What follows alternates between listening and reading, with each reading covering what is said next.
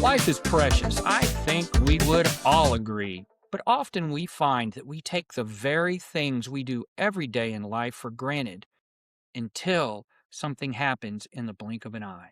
Hello, I'm Tom Russo, and this is In a Blink of an Eye, where we discuss stories from ordinary people whose lives are changed in an instant and how they overcome through faith, courage, and determination.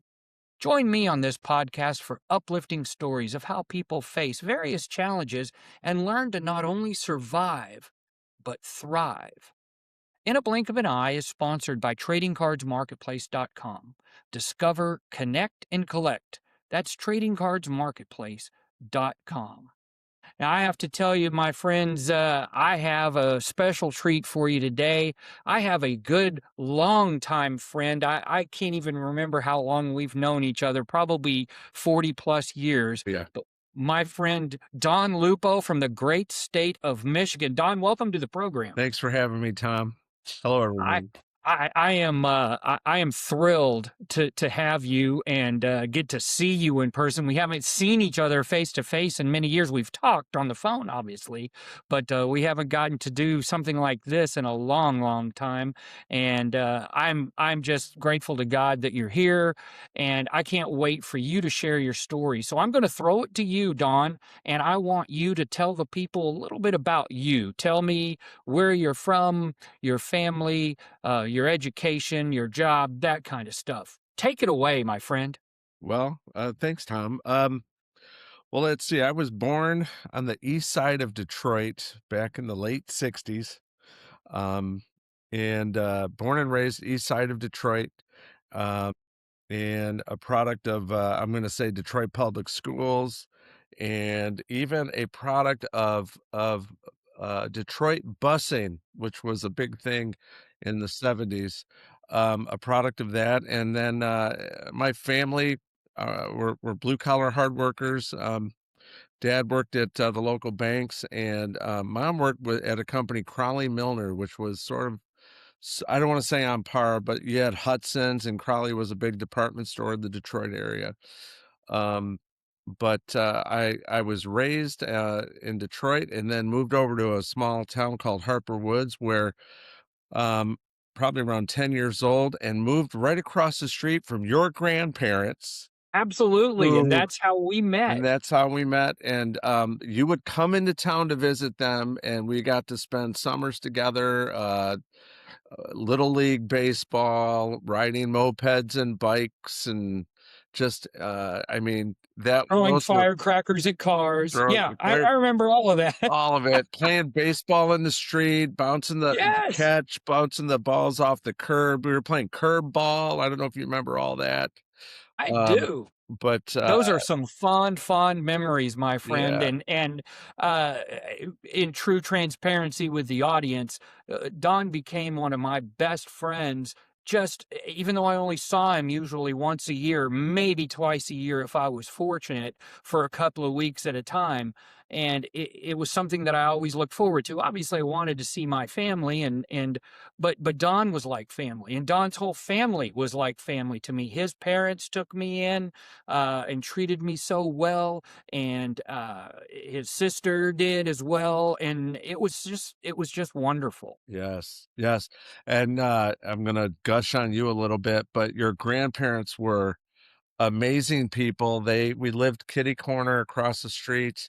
Man, they took care of me. I remember bowling on a bowling league. I think your grandma ran it, and I remember we didn't have much, but I remember I think my name got in a raffle or something, and they picked it, and she was kind of really happy to get. I won a bowling ball, and it was, I never had a bowling ball, and, I always used the lane balls, right? And I was just a young boy, and but, boy, they were special, and your dad and your whole family. I mean, I was always impressed, and still am, at the, oh, I'm bragging on you, the level of intelligence that runs in your genes, Oh, uh, no, no. and and then, My of dad course, maybe, that yeah. intelligence, anything, and I'm flipping it on you here, but Man, anything you put your mind to, Tom, everything you did growing up, I mean, you loved baseball cards, you loved baseball stats, you wrote a book.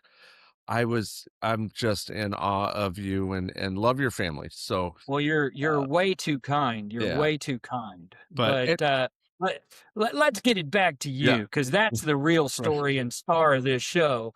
We left off. You're in Harper Woods. You're growing up. Growing up, played little league baseball there. That was a great time. Harper Woods was a terrific little league baseball town, but I ended up going to well, Gross Point schools, and then I actually switched over to a school called well, Notre Dame Catholic High School, an all boys school, and Yeah, graduated which there is out of where Harper. my dad went to school. Right. And actually, we just celebrated. I think it was our 40th anniversary. Great that special What time class there. were you in? What class were Class you of in? 1985.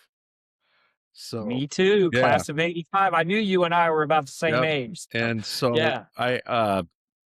so graduated from there. I actually, and I talked to you already about just two memorable blink of an eye moments, but I'm going to throw a third one in there. And but I went, I had a full scholarship to Wayne State University, and went there in 1985 and thought I wanted to be a doctor.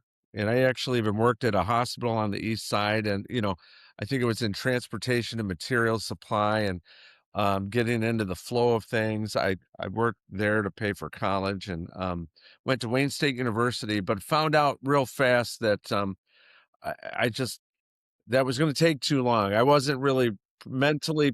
I think I had the smarts, but I wasn't ready for 4 years of liberal arts, 4 years of pre med, whatever it is, 4 years of internship, residency, and then all the debt that came with it.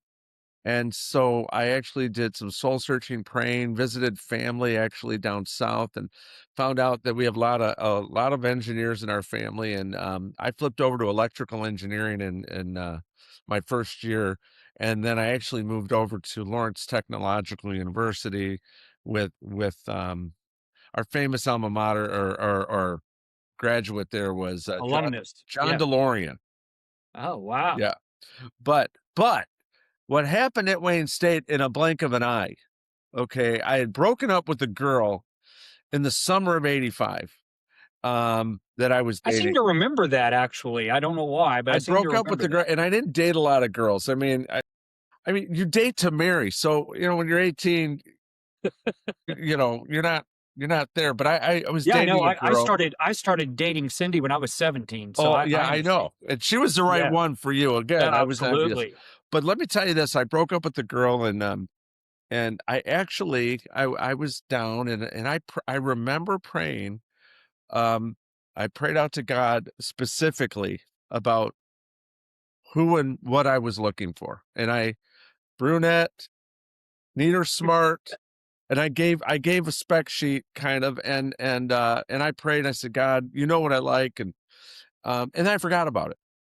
You're Okay. giving God the blueprint. Because I was always taught, pray specific if you can. We have a Right. God of that. Well, nothing's too big for him, and he's a God of order and detail, and pray specific. So I did, and then I forgot about it. That was probably summer of '85. Well, a friend of mine from high school, I was working at the hospital. I'll try and make this quick.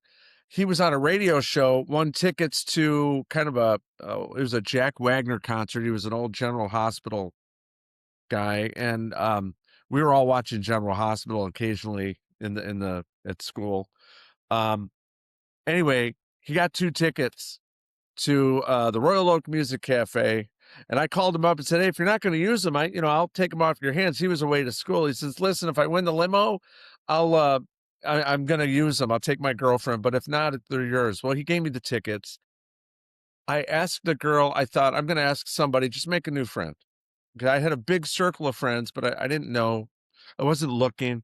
I asked the girl to go in chemistry class. Her name was Mary, across my friend's lap from actually high school.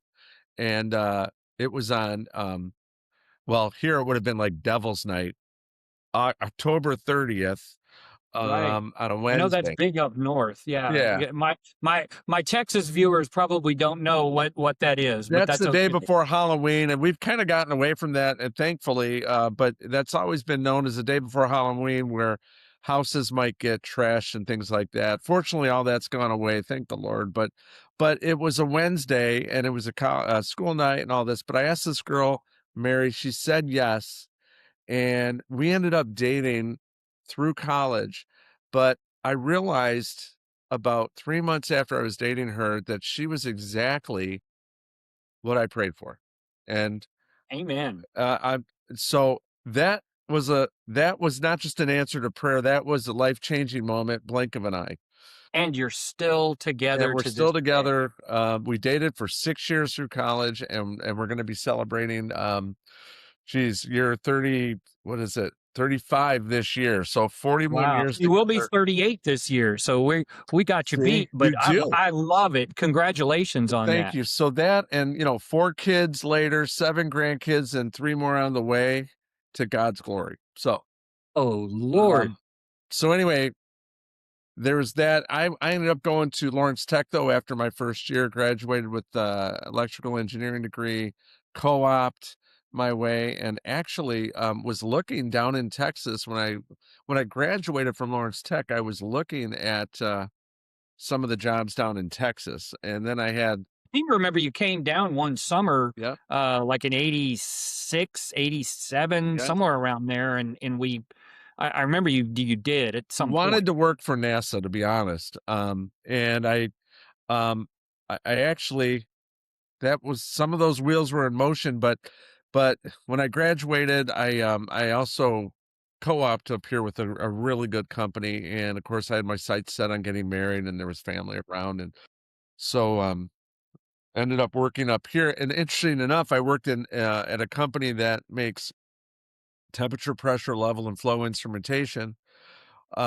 process control instrumentation, which is used in refineries and chemical plants. Here I am in the Motor City, but I fell into that line of work and allowed me to travel the world as a technical person and a regional sales manager and a director of sales.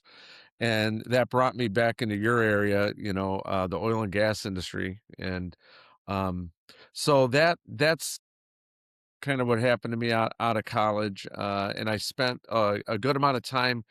I actually left that my first job after a little bit of working there, and went to a company that sold safety rated boiler level controls, which and they were like an 80-year-old company, and met a great group of people, and believe it, I worked there a couple of years. They were bought out by a public company. I ended up going back to my previous company that I worked for out of college, and they were divisionalizing. But there was another blink of an eye moment. That whole transition I glossed over, but it was while I had left.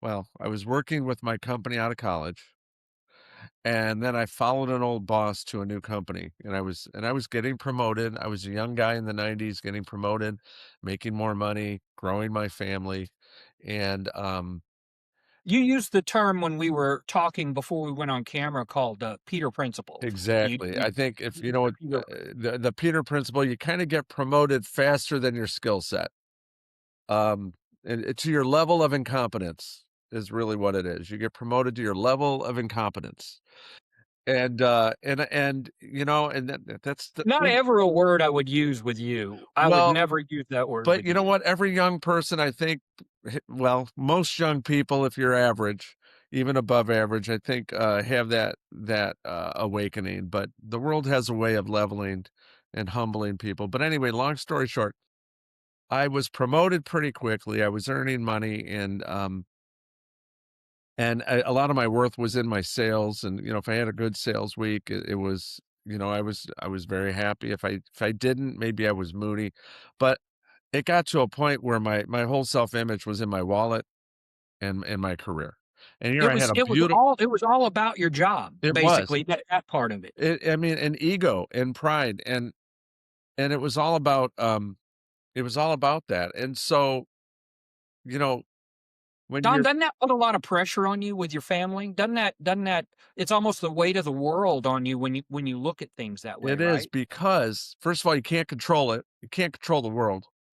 And, uh, when you put your faith in that, it's gonna let you down. And in my case, that weight, I felt if you know what, if I can't keep this going, if I lose my job, things start to collapse. I could lose, well, my faith, not my faith, my Family, your family. home, I think your yeah, you could lose your image, your reputation, your credibility, your face. You your lose face. face Thank you. in the world. You Right. lose that face. And so that pretty much, I would say, gave me a that was a blink of an eye moment, because it was at that point that I cried out to the Lord and I said, I don't really want this life. If this is what it is, I don't want it. I'm living for my wallet. That's not me. And if you can imagine the image, I handed it over. And it was strange because in after that, um, my phone rang about 3 days later from my old company, saying, "Hey, we restructured. We had you in mind. How you doing?" And they didn't know what was going on. And the company I was at was actually getting ready to. They were bought out. And they were getting ready to move it out of state. And I'm a Michigan guy, so all this was going on. And um, so we negotiated, and I took a role at my old company, and they didn't know it. But you know what? God literally just picked me up and moved me to out of the environment I was in into a new one, and built me And, as a and, and this was around 1997, if my right, notes are right. exactly right. And so let's go back to before you cried out. Let's go back to the depths, to where you're struggling. You're feeling that way. You're doing well. You're a good guy. You're doing good things, but you feel the weight of the world on you. What was it in your mind that really finally was the straw that broke the camel's back, where you said, God, it's yours. Take this wallet and please. What was that? What was that? Or was it one thing? Or was it just a culmination of everything? You know, eh, I can't remember the exact day, but it's when you wake up and you realize, okay, I'm in a corporately, and I'm speaking this because if somebody hears it, maybe it'll resonate with them. But you're in a position that maybe you've grown up the corporate ladder, maybe your degree, you've got the work experience starting to build, but not enough to move you, and you're not portable any longer, and you're earning a wage maybe you can't earn other places, and you feel locked in, Been there. and you feel like, wow, if I lose this gig, you know, then what? And I might have to take a step. Nobody wants to go backwards. I got to take a step backwards. Nobody wants pain. That's going to be painful. And when you're a young guy, you don't want to go backwards, and you want to keep going forward. But it's a day you wake up and realize, you're not all that in a bag of chips, and that you might not be as portable as you think, and you got some stuff to learn.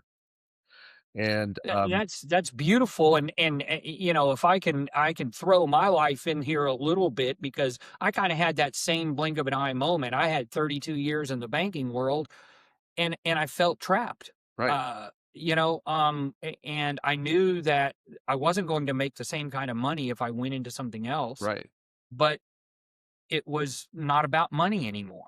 It was about what was right and what was good, and that's when I went into teaching. So I felt called by God to do that. Very similar paths. It took me a little longer than you, but very similar paths. well, and the thing is, when I don't know that you actually hear God. Well, I haven't heard him like loudly say something to me, but when you're prayed up and you're moving in the direction that he's nudging you, there's a peace that you get. And when I moved and he rebuilt me, my career, he took me farther. Bible says he's got a plan for everyone. And the problem is, you don't want to know it at the beginning because you probably won't sign up for it. Okay. Well, there's going to be bumps and There's bruises gonna along be, the I way. mean, yeah, in your case, we still don't you don't know the end of your story, and we're friends, but we both know each other's story. And If you were to know that at the beginning, you wouldn't sign up for it. No, no, So I think you're right, and you know, everything gets handed to you, and I always go back to sports analogies. You know, you get thrown a curveball, and you have to hit it to the opposite field. You've gotta deal with it, and just understand what's going to happen is going to happen. right, right. And I couldn't agree more. And I think that's so admirable about you that you found that relatively young in your life. I mean, you know, we all had our faith. I have always known you to be a very faith-filled person, and quite honestly, ladies and gentlemen, this man has secretly been a mentor to me from his faith because he's always put God first in so many things, and I just admire that so much about Don. It's not even funny, but you know, you talk about God hasn't necessarily like yelled at you or talked to you in a loud voice or anything. I've actually had 2 moments in my life where he did. You Mm, know, I had the moment where I woke up at 3 in the morning. Both times it happened at 3 in the morning. Why, I don't know. But he actually woke me up at 3 in the morning and led me to become a teacher. I started studying to become a teacher that night. wow. And the Uh, second one was recently when I lost my eye, and he said, "You gotta stop feeling sorry for yourself, and you need to get up and do something and help other people that have had other problems," and that's why I started this podcast. And both of those, people can believe me or not, God spoke to me. right. I heard him loud and clear. And Amen. so to hear you talk about this in 1997, I firmly understand exactly what you're speaking of because it's a beautiful thing when you hand it over to God. It really is. And there's a piece about it is, you know, you're gonna have bumps, Jesus said, "In this world you will have trouble, but take heart, I've overcome the world."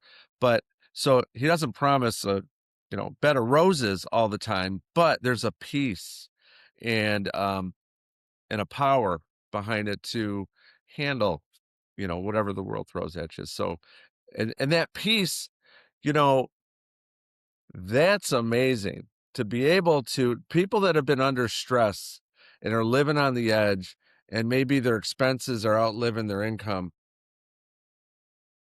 because I've been there, don't necessarily sleep good at night. And what value do you put on a good night's sleep, living in peace? I love that analogy because it's so true. Yeah, People people who have those stress and that pressure from job and money issues, they're almost never happy. You know, you're always chasing the next dollar, you're always chasing the next tchotchke to get. You're always chasing the next, and you're never satisfied. You buy a bigger home, you buy a faster car, you buy whatever, and it's never enough. right, right. And Yes. I think I'm putting words in your mouth, No, but that's you're what I'm preaching it. taking Keep preaching. from. But the thing is too, we're talking about career and money, but it also we know too when we've had health challenges, there lots of things can steal our peace, okay? But Yes, when hey, I'm just renting space. I've already turned it over to him and he's taken me farther in both in my career and blessed at least up until right now I've been blessed and if it all ended I can't say thanks enough for the life I've had. I've traveled the world, being from the east side of Detroit, selling instrumentation, from Norway to China to India, to the Middle East. I mean, he's taken me all over to meet all kinds of people, and just frankly, I've met a lot of just people, men and women, that are running families, worried about the same things, you know, basically that we are, you know, and absolutely. And I think you have been a true leader. And I'm going to brag on you a little bit more because I know some things about you that we didn't discuss. I know you're real active in the Italian American society. up in the Detroit area, and I see such wonderful work that you do with that. I've seen some charitable work that you do. I see the work that you do with your church, and I see the work that you do with your family and how your family has grown. And Don, all of those things are blessings from God. Well, thank you. Yeah, they are to God's glory, honestly. And I can't give we both can't give him enough credit, honor, and glory. And for those that for anybody that hasn't given the Lord a chance, they need to. And we're all given free choice, but they really got to give him a chance, because he won't let down. Put it that way. Well, you mentioned the word peace, that you had this peace almost 3 days after you kinda had this low point Right. and reached out to God, and that peace, like you said, is priceless. It is. I'll throw another word out there that I think a lot of times people are fearful. Yeah. They fear the unknown. They fear what's coming up next. And we're all human. We all have fears. Don't Right. misunderstand me. But when you have that peace that God gives you, you don't worry about it as much. You don't put that fear above your faith. Right. Right. Fear takes a back seat to your faith because you know that it's in God's hands. And I think you are a living example of that, and I admire that so much, and I think that's the message to the listeners right now is have that faith. I should probably have this data point. I don't, but I know the Bible speaks heavily about fear not, and all throughout the Bible, Old Testament, New Testament, you're hearing fear not. And so, just to back up what you're saying, it must be out there because that was a big phrase to fear not. So, Absolutely. yeah, Put your faith in me, not in worldly things. exactly. And yeah, and there's fear, there's anxiety, there's fear of change. There's worrying about pressures in the future, not just today. Um, Whatever the fear or the worry is, I mean, um, that can rob you of today's joy, rob you of peace, rob you of good sleep, actually distract you, which is a tool of the enemy for being the person that you need to become and staying focused on I'll just say the prize.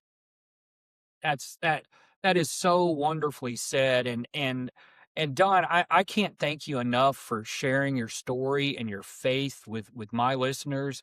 I know it's a message that needs to be heard and needs to resonate. I know there's so many people out there that fall into this category that you're talking about.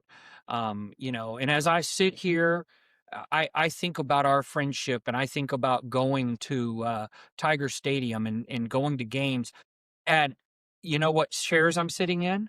Are you sitting I'm in sitting in front row seats from Tiger Are you Stadium. really the old I stadium? am really that's Wow. that the for those listeners that have always wondered, why do I sit in these stadium like chairs? That's why. It's means something to me. Sure. This is something from our childhood. I actually have stadium seats from old Tiger Stadium where you and I used to go every summer. We'd go to a game or do something like I that. think I still have tickets when you gave me tickets to an Astros game when we were kids that we never used, and you said, "Save those. They're gonna be worth money someday." I think I still have them. I'm Good. I'm waiting to get rich on them. I'm not even trying to cash them in, Well, but I think now I still I don't have know. them. I don't know if you're going to get rich off of them, but hey, you never know, It's an right? asset in my portfolio. I'm gonna will it to my kids. It's an asset. So Absolutely. Absolutely. Well, Don, if you can believe it or not, we have already talked for 30 minutes. It goes by so fast when you're having fun and talking to old friends. I'm going to kind of wrap it up here, but I want you to hang on just for a minute. Um, if you like hearing uplifting stories of overcoming challenges in life, click the like and subscribe button. It's right down there underneath. I want you to do that for me. It will help you. I want to help you. I want to help you reach out to the Lord. Perhaps you have a story of your own to share: an accident, sudden loss, PTSD, alcohol, drug abuse, a natural disaster, illness, and you would like to share that journey of overcoming. Please contact me again at that email below. It's going to appear, I promise, shown below for consideration for a future podcast interview. I rely on viewers like you to share their stories. Don, here is, I think, my 21st story I'm sharing. And I'm so honored that I've had people all over the country, many of them my friends like Don, but some of them people I never knew before. And they've reached out to me through this network. And I love that. So please, please do that. Thanks again to TradingCardsMarketplace.com for their continued sponsorship to bring these great stories to all of us. TradingCardsMarketplace.com. Discover, connect, and collect. Awaken the collector in you. I want to thank everyone out there, especially my family, our military, veterans, first responders who put their lives on the line every day. And we can't forget our teachers and medical professionals who all make the world better, one person at a time. But most of all, ladies and gentlemen, thank God for all the blessings in our world. We all just need to make sure that we concentrate on those blessings every single day. And ladies and gentlemen, until next time, my saying, you know it, I say it every day: carpe diem, seize the day.